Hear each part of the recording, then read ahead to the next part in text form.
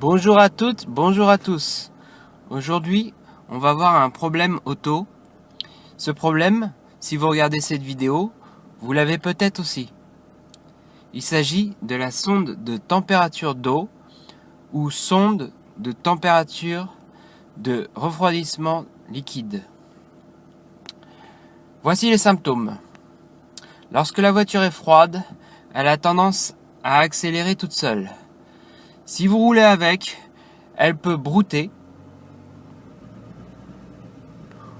et même caler. Comme vous pouvez le constater en ce moment même, c'est ce qui se passe. Si vous regardez la zone de température en bas à gauche, vous voyez que celle-ci va sortir du carré blanc. Dans mon cas, tant que la flèche est dans le carré blanc, elle va brouter et accélérer toute seule. Une fois qu'elle est sortie de ce carré blanc, le ralenti va se stabiliser et elle va fonctionner tout à fait normalement. On va essayer de voir pourquoi.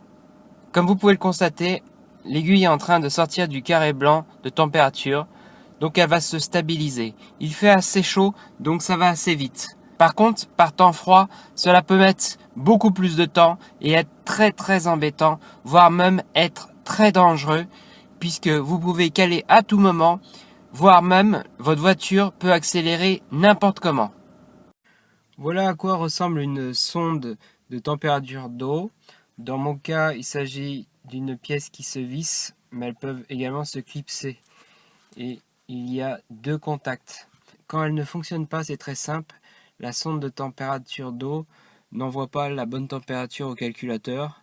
Du coup, celui-ci peut croire que l'eau est chaude alors qu'elle est froide, ou l'inverse.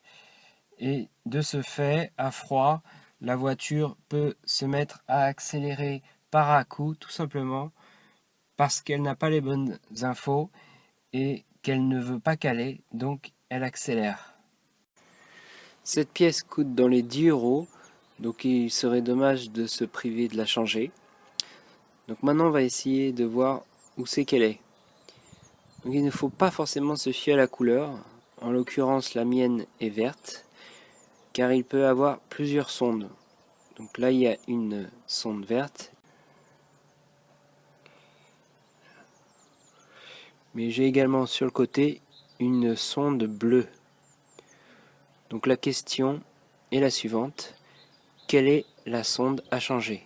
Quelle est la sonde de température d'eau? C'est la bonne question qu'il faut se poser.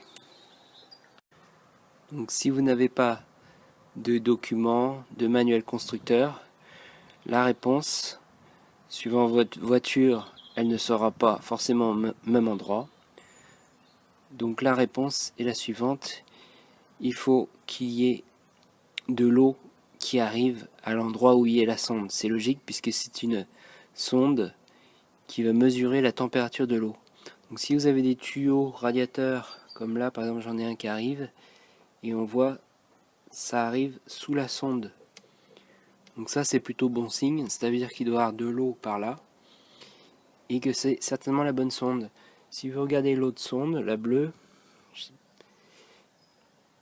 et ben elle est plutôt au niveau de la culasse et il ne doit pas avoir d'eau qui passe par là, elle est en dessous. Donc d'après moi, si vous raisonnez de cette manière, d'après moi la bonne sonde c'est celle-ci. Et effectivement elle est verte, donc c'est la bonne couleur par rapport à l'achat de ma sonde. Donc maintenant on va essayer de l'enlever. Dans un premier temps, on va enlever le contact électrique, donc la prise électrique qui est sur la sonde. Donc il y a une petite barre ici en métal, donc avec une pince à bout pointu, il suffit juste d'appuyer dessus et normalement ça va s'enlever tout seul.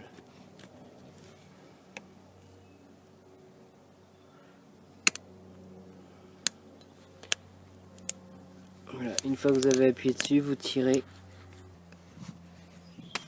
Voilà. Donc une fois que la partie métallique est appuyée, vous pouvez tirer et il y a la prise.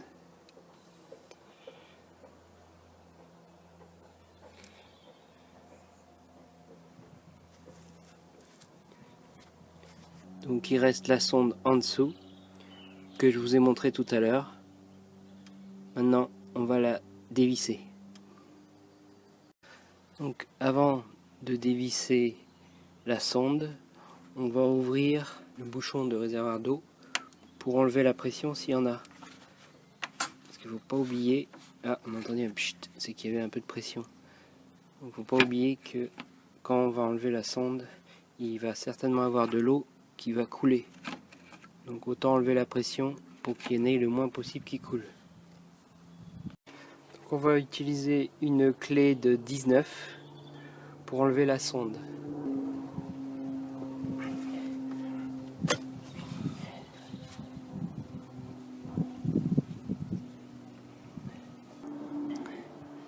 Il faudra voir après s'il y a besoin ou pas de purger.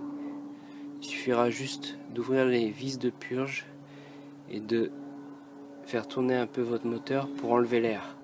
Donc là la sonde est dévissée et je vais mettre la nouvelle.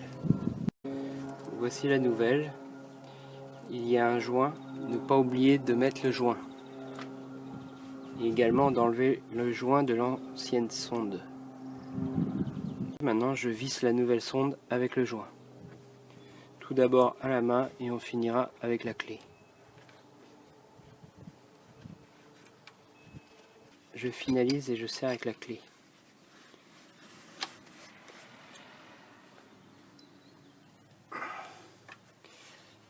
Alors, je ne sais pas exactement la force à adopter, mais il ne faut pas non plus trop forcer.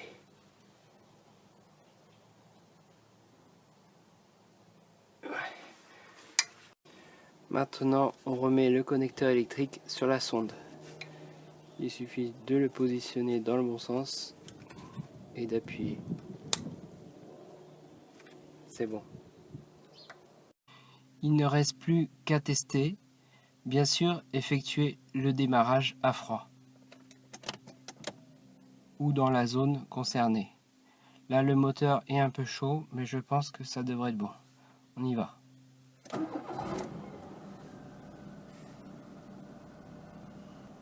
Pour l'instant, tout va bien. On va attendre que le moteur monte en température. Le ralenti est toujours bon. Aucune accélération. Aucun broutement ou calage.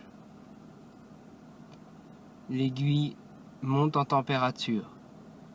Elle est au milieu de la zone blanche.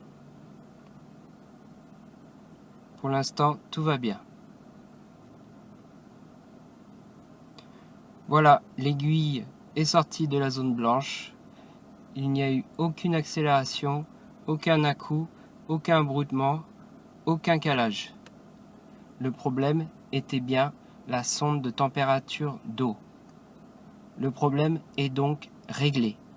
Aujourd'hui, on va parler de la pédale d'embrayage. Comme vous pouvez constater, ma pédale, elle est trop haute. En fait, c'est certainement dû à l'embrayage qui commence à être un petit peu fatigué.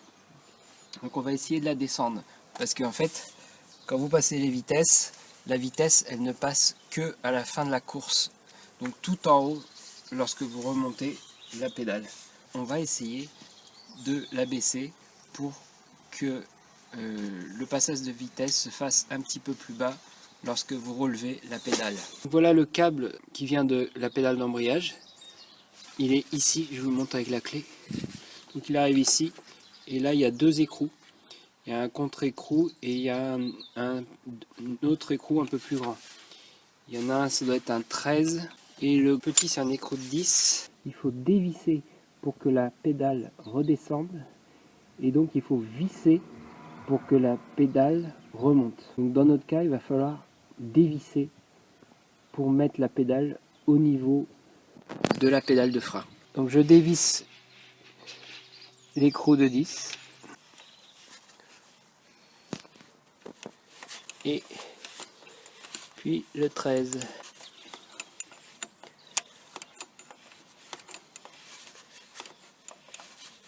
Et on va aller voir la pédale si elle est redescendue. Voilà, j'ai réussi à baisser la pédale d'embrayage à peu près au niveau de la pédale de frein. Donc je vais tester pour voir si c'est mieux ou pas. Donc voilà, la pédale est légèrement plus basse. Donc effectivement la reprise de la vitesse se fait plus tôt. Mais étant donné que l'embrayage est un peu fatigué, c'est quand même une mesure, on va dire, d'attente. Tôt ou tard, il faudra que je change l'embrayage. J'ai un problème avec ma poignée qui ne fonctionne pas, comme vous pouvez le voir. Elle n'ouvre pas la porte. J'avais déjà changé la poignée. Comme vous pouvez le constater, il suffit juste d'enlever les rivets là, d'enlever l'ancienne poignée. Et à l'intérieur, il y a une tige de fer. Et il faut juste remettre la tige de fer sur la nouvelle poignée et remettre des rivets. Et ça fonctionne assez bien. Sauf que là, le problème, c'est que ça n'ouvre plus du tout la porte. En fait, parce que la tige a dû se tordre. Donc du coup, ça ne fonctionne plus. Et pour l'ouvrir, il faut vraiment tirer très très fort vers le haut. Et là, on arrive à ouvrir. Mais bon, ça ne le fait pas. Et au contrôle technique, ça ne va pas passer. Donc ce qu'on va faire aujourd'hui, on va démonter la portière par l'intérieur pour pouvoir accéder à la poignée à l'intérieur. Et essayer de tordre la tige de fer pour que ça ouvre bien la portière. Donc en fait, c'est très simple. Il y a une vis qui est ici. Et il y a une vis qui est ici. Donc on va enlever les deux vis et après il faudra déclipser tout le reste de la portière. Alors on dévisse la première vis qui est à l'intérieur d'une sorte de poignée là. Et là on dévisse la deuxième qui est ici. Maintenant on va déclipser la portière par le bas avec un gros tournevis et puis on va essayer de tourner jusqu'à ce que ça claque. Ok, c'est bon. Donc voilà, j'ai déclipsé. Et maintenant, on tire vers le haut. Et voilà. Ce qui reste du panneau. Donc maintenant, il y a une sorte de plastique, mais qui est collé par un joint. Donc il faut l'arracher un petit peu pour pouvoir accéder derrière la porte, derrière la poignée. Donc maintenant, il faut dévisser la serrure qui est ici. Donc il y a 3 vis à dévisser. Vous l'enlevez. Et en fait, à l'intérieur, vous allez retrouver ce morceau de plastique en fait qui vous gêne. Ça protège en fait. Il y a la vitre qui descend le long. Et en fait, ça protège les tiges de la vitre. Et en fait, derrière ce morceau de plastique, vous allez pouvoir voir les tiges justement qui permettent d'ouvrir. Là maintenant, vous pouvez voir la serrure et la tige de la poignée qui est ici. Voilà, qui est en haut, qui va vers le haut. Voilà, c'est la tige qui monte, c'est celle-ci, c'est celle de la poignée qui permet d'ouvrir la portière. Donc dans notre cas, elle n'ouvre plus la portière, c'est qu'elle doit être certainement tordue. Donc il va falloir essayer de la redresser, de l'enlever, de la redresser pour qu'elle ouvre à nouveau la portière. Voilà la petite barre qui est en cause, en métal.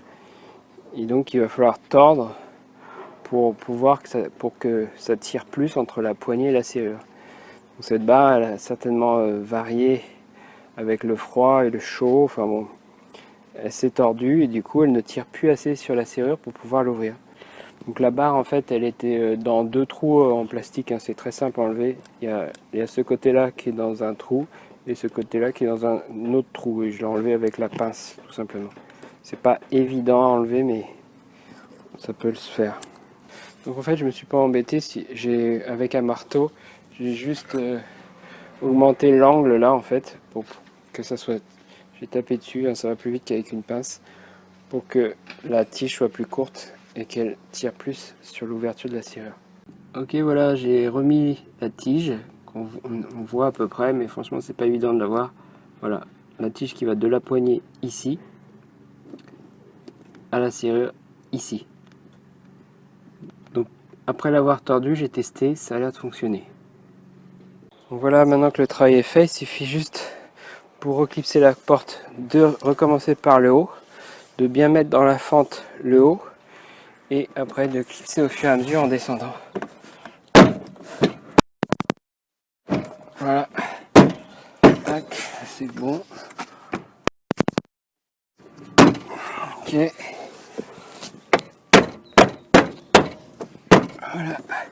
bien clipser la poignée. Voilà, là ça m'a l'air pas mal. Et il manque en bas. Voilà, pas hésiter à taper. Ok, tout est clipsé. Ok, c'est bon, ça marche. Donc il n'y a plus qu'à revisser les deux vis qu'il y a.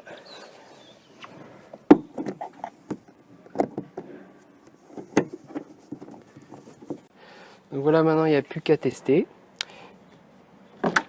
Voilà, ça s'ouvre nickel, sans forcer. La voiture va pouvoir passer le contrôle technique sans problème. Aujourd'hui, on va voir comment remettre en place une barre de protection latérale. Par exemple, si votre véhicule a eu un accident et que la barre est tombée, il y a certainement eu des petits clips comme ça qui sont cassés. Donc il va falloir les remplacer. Il va falloir dans un premier temps que vous en achetiez. Moi j'en ai acheté sur internet, donc sur eBay.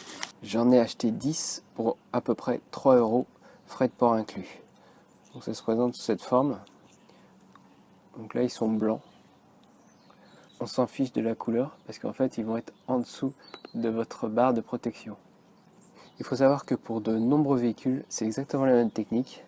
Ce sont des véhicules de la marque Citroën et Peugeot. Je vous mets la liste en dessous de tous les véhicules qui vont utiliser ces clips-ci. Tout d'abord, il va falloir enlever les clips qui sont cassés ou qui bougent. Et aussi, vous allez voir dans un second temps, il faut garder que les clips qui sont d'un seul côté. Par exemple, soit du côté droit, soit du côté gauche. Vous allez comprendre pourquoi après. Donc là, ça bouge pas, ça bouge pas, ça bouge pas.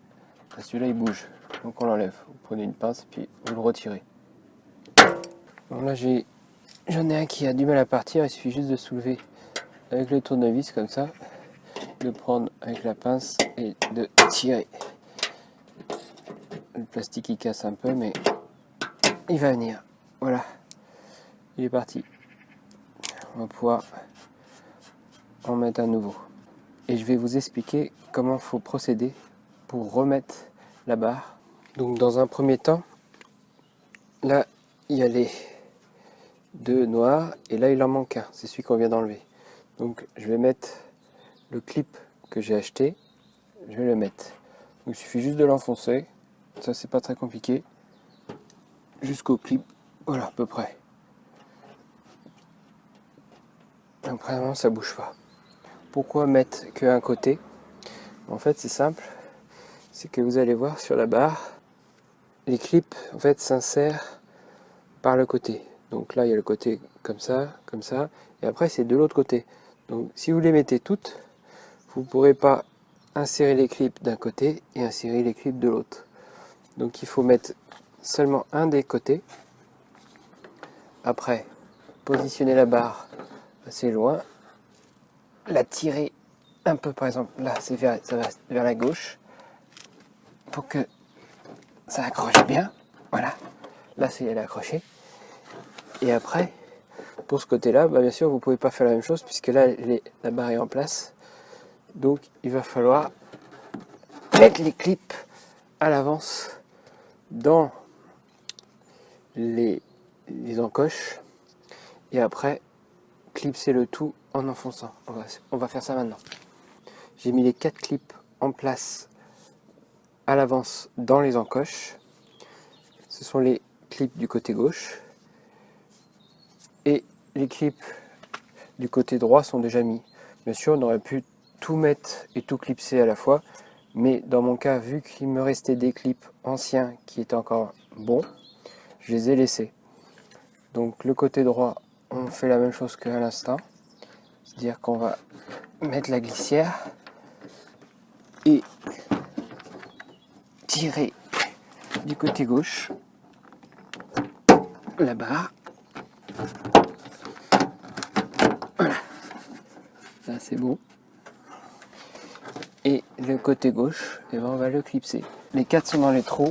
Côté droit a été mis dans la glissière, donc maintenant il y a juste à enfoncer en essayant de ne pas touquer. Voilà. La baguette est à peu près bien remise. C'est une portière qui a eu un accident. Et là, il y a un enfoncement. Dans une de mes précédentes vidéos, j'ai essayé d'enlever cet enfoncement avec une ventouse. Si tu veux la voir, je mets un lien en dessous. Et tu verras si j'ai réussi ou pas. J'ai réussi à remettre la baguette. Je pense qu'elle va tenir maintenant. Ça m'a coûté 3 € et c'est très facile à réaliser. Vous aussi, vous pouvez le faire sans problème pour beaucoup de véhicules Citroën et Peugeot.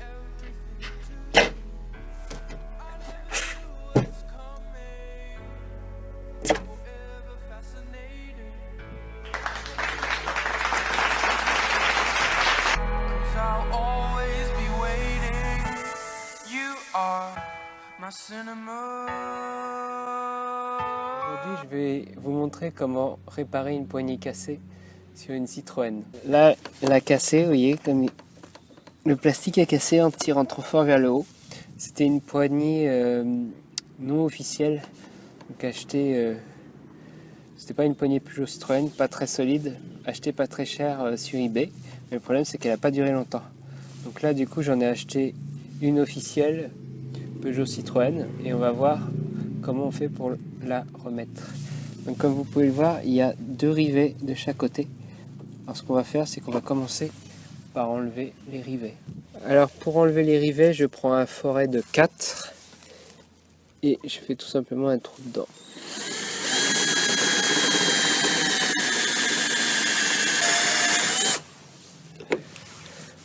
Premier rivet enlevé, deuxième. C'est bon, rivet enlevé.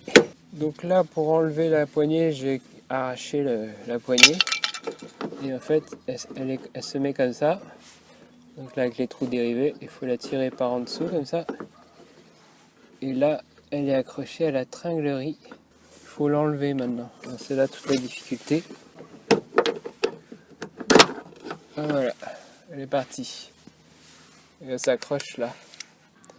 Bon voilà, j'ai enlevé le panneau de porte. Donc si tu veux voir comment on fait pour enlever le panneau de porte, je l'ai déjà expliqué dans une ancienne vidéo. Donc je mets le lien en dessous de cette vidéo. J'ai récupéré la tringle en fait à l'intérieur. Donc ce côté-là de la tringle était accroché à la serrure à l'intérieur. Parce que ça va être plus simple en fait. Je vais déjà la mettre sur la poignée, la tringle. Et puis après, je vais mettre la poignée avec la tringle et il n'y aura plus qu'à enfoncer dans la serrure ce côté-là. C'est plus facile pour poser, je pense, d'enlever la petite tringlerie là, comme ça. Là, il y a la poignée. Donc vous enfoncez ce côté-là dedans. Et après, vous mettez le petit clip en plastique qui va tenir la tringle. Tac, voilà, c'est clipsé.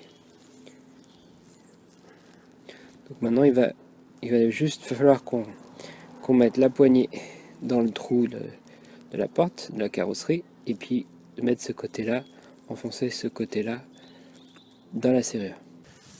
Maintenant, on met tchac comme ça, donc dans le trou comme ça. Là, on fait glisser comme ça, et là, on remonte comme ça. Donc, voilà la poignée mise. Le bas, là, il doit bien être dans la porte. Vous bien soulever et puis pousser. Enfin, faut que ça. Voilà, le bas doit se clipser comme ça, nickel au niveau de la carrosserie. Donc voilà, je vous montre à l'intérieur ce que ça donne. Donc la poignée, elle est en haut là, ici. Donc, la fameuse tringle là que j'ai mis dans la poignée, et elle descend ici Et le trou de la serrure, il est là, à côté là. Donc il va falloir mettre la tringle dans ce trou là. C'est pas évident, hein. Faut pas avoir des trop grandes mains. Donc tout d'abord, il faut enlever le petit capuchon en plastique là de la tringle. En fait, c'est une sorte de clips. Il faut le mettre dans la serrure en premier, sans la tringle, parce que vous n'arriverez pas à mettre la tringle et le clips en plastique en même temps. Donc vous enlevez la tringle du clips en plastique, vous mettez le clips en plastique dans le trou de la serrure et après vous mettez la tringle dans le clips et vous retournez pour que ça verrouille avec le petit loquet là. Voilà, j'ai mis la tringle dans le clips en plastique qui est lui-même dans le trou du verrou et il n'y a plus qu'à tourner le petit clips en plastique donc vers la gauche pour clipser la tringle et l'accrocher. Donc voilà, le clips est mis. On voit bien là la barre, elle est nickel. Et puis en haut, pareil, c'est clipsé dans la poignée. On peut tester pour voir. Si j'actionne la poignée, ça marche. Donc il n'y a plus qu'à sortir votre pince à rivet. Voilà le genre de rivet qu'il faut. Diamètre 4 mm de perçage et sertissage de 6,5 à 12,5 mm. Ils sont quand même assez longs. Donc on met les deux rivets de chaque côté. Je mets l'autre aussi. Et là. Et là. Voilà. C'est bon. La poignée est en place et rivetée. Voilà, il te reste plus qu'à remettre le panneau de porte. Si tu sais pas faire, tu regardes en dessous de la vidéo, j'ai mis un lien vers ma vidéo où j'explique tout ça. Et maintenant, il n'y a plus qu'à tester.